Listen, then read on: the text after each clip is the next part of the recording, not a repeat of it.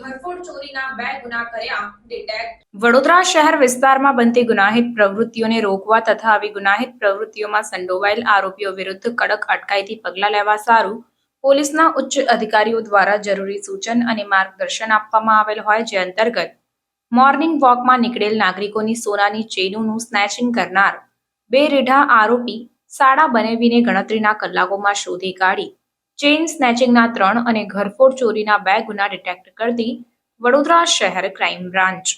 આ કામગીરી દરમિયાન આરોપી કબીરસિંહ જોગિંદરસિંહ ભોંડ સિકલીગર તથા સનીસિંહ રાજેશસિંહ ટાંક સિકલીગર આ બંને આરોપીઓની ધરપકડ કરીને કુલ કિંમત રૂપિયા 2,26,900નો મુદ્દામાલ જપ્ત કરીને કાયદેસરની કાર્યવાહી હાથ ધરાઈ છે.